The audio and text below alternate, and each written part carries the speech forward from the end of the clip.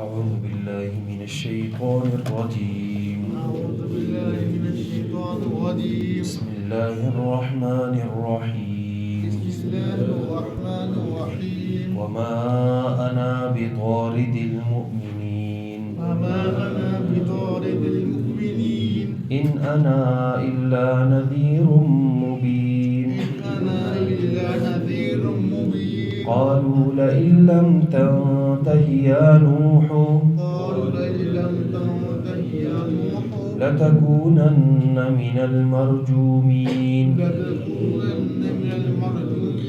قال رب إن قومي كذبون فافتح بيني وبينهم فتحا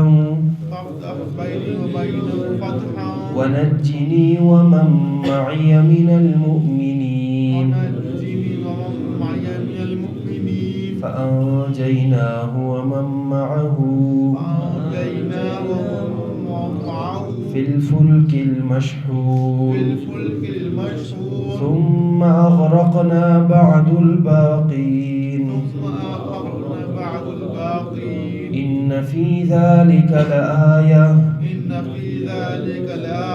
وما كان أكثرهم مؤمنين وإن ربك لهو العزيز الرحيم.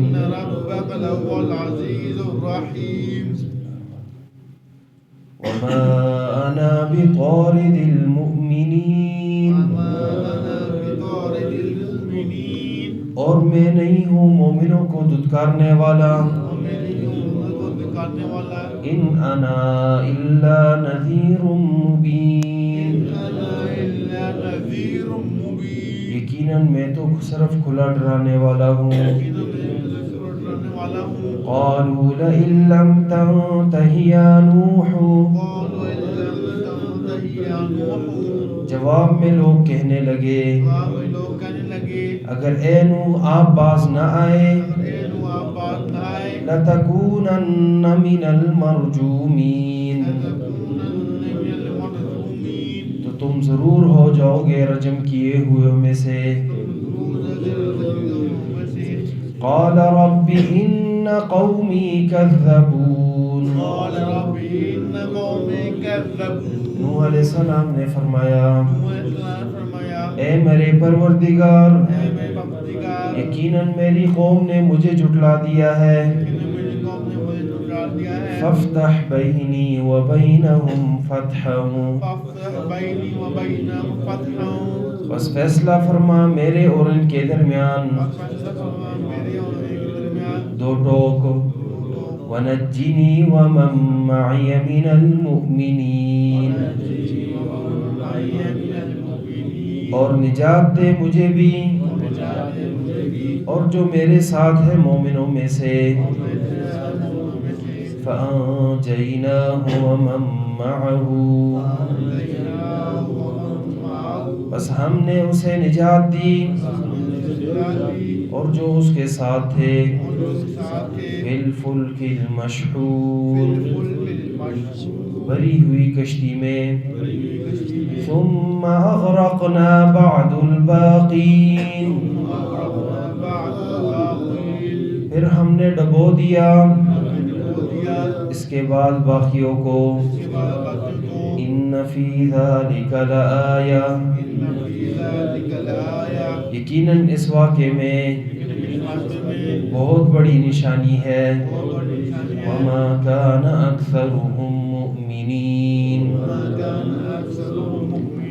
نہیں ہے ان کے اکثر ایمان لانے والے. وَإِنَّ رَبَّكَ لَهُوَ الْعَزِيزُ الرَّحِيمُ یقیناً آپ کا رب ہی غالب ہے رحم کرنے والا ہے. وما انا بطارد المؤمنین نوح علیہ السلام کا تذکرہ جاری ہے. نوح علیہ السلام پہلے وہ پیغمبر تھے جو نہی عن المنکر کے طور پر مبعوث ہوئے اور قوم سے مخاطب ہو کر اللہ کی توحید کے پرچار کرنے لگے. قوم جو ہے ہر لحاظ سے مخالفت پر اتر آئی اور کہنے لگے ہم نے آپ کی بات کو سرے سے ماننا ہی نہیں ہے، اس لیے کہ جو آپ پر ایمان لائے ہیں وہ کمینے قسم کے لوگ ہیں، کمزور قسم کے لوگ ہیں، اور ہمارا اور ان لوگوں کے ساتھ نسبت بنتی ہی نہیں ہے، اور یا ان کا سرسری ایمان ہے۔ کہنے لگے کہ نوح علیہ السلام نے فرمایا مجھے تو اس کا علم نہیں ہے، ان کا حساب میرے رب پر ہے اگر تم سمجھو، وما انا بطارد المؤمنین، میں مومنوں کو دھتکارنے والا نہیں ہوں۔ یہ باقی حضرات یہ سبق ذرا حصہ پڑھ لیں، سبق کا حصہ پڑھ لیں ذرا۔ وما انا بطارد المؤمنین، اور میں مومنوں کو دھتکارنے والا نہیں ہوں، یعنی مومنوں کو اپنے سے جدا کرنا، یہ ایک مضبوط اللہ رب العزت نے موقف اپنایا ہے۔ اسی صورت کے آخری رکوع میں اللہ رب العزت فرمائیں گے وَاخْفِضْ جَنَاحَكَ لِلْمُؤْمِنِينَ، اے نبی آپ اپنے بازوؤں کو مومنین کے لیے نرم کر دیجئے۔ یہ ایک عظیم پیغام ہے کہ آپ علیہ السلام کو باقاعدگی کے ساتھ اس کا حکم ہے کہ آپ اپنے بازوؤں کو اس لحاظ سے نرم کریں کہ یہ کہیں دوسروں کی طرف نہ جائیں۔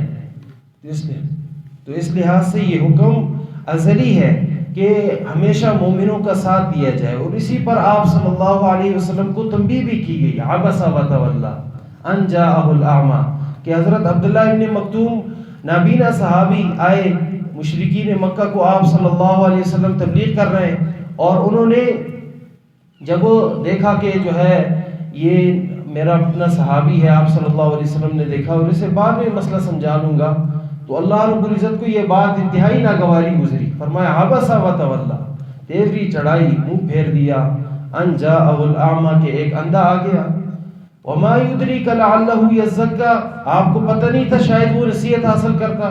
تو ہمیشہ مومن بندے کی اور کافر بندے کے درمیان امتیاز کرنے والی چیز بھی یہی ہے کہ ہمیشہ مومن کا ساتھ دیا جائے، اور وہاں پر بھی یہی تنبیہ ہے کہ یعنی جہاں بھی آپ بڑے سے بڑا کام ہی کیوں نہ کرنے لگیں، لیکن ایک مومن کی عزت کا آپ احترام رکھیں۔ اگر مومن کی عزت کا آپ احترام نہیں کرتے تو گویا کہ آپ انبیاء علیہ السلام کے مشن میں بھی رکاوٹ ہیں، اس لیے کہ انبیاء کو اس پر تنبیہ کی گئی ہے کہ مومنوں کا آپ نے ساتھ دینا ہے۔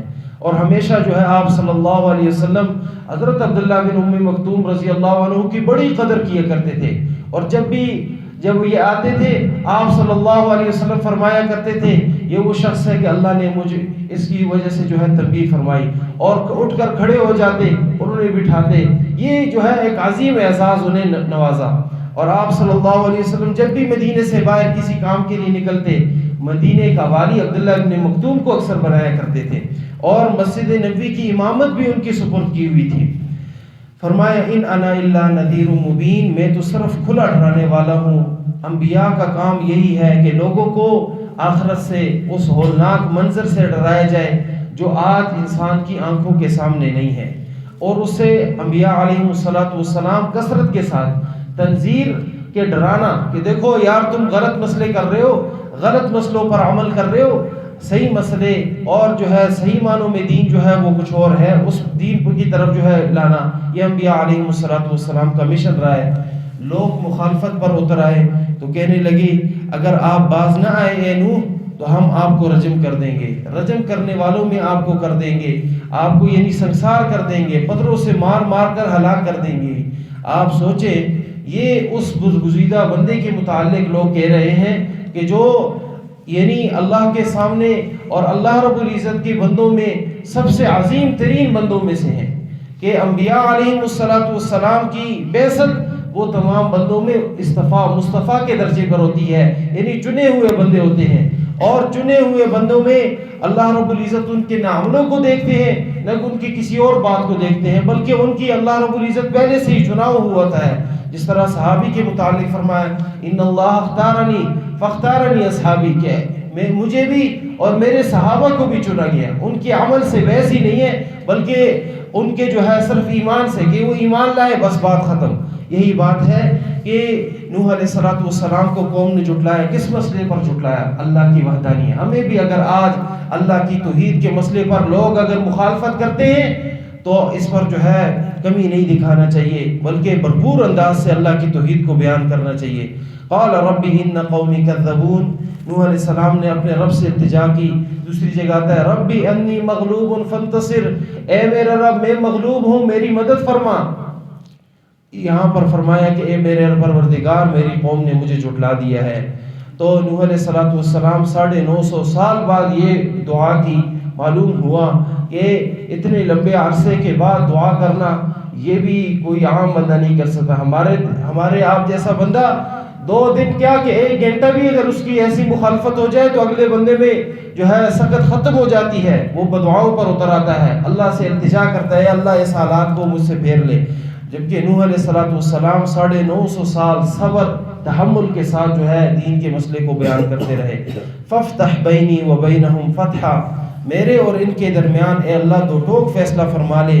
ونجنی ومن معی من المؤمنین، اور مجھے بھی اور میرے ساتھ جو مومن بندے ہیں انہیں بھی نجات نصیب فرما لے۔ فانجیناہ، بس ہم نے نجات دی۔ اب اسباب کے دائرے میں یہاں اللہ رب العزت نے جو ہے عذاب بھیجا، لیکن اس عذاب کا تذکرہ کوئی آمنے سامنے نہیں تھا کہ بس یہی بات آئے گی۔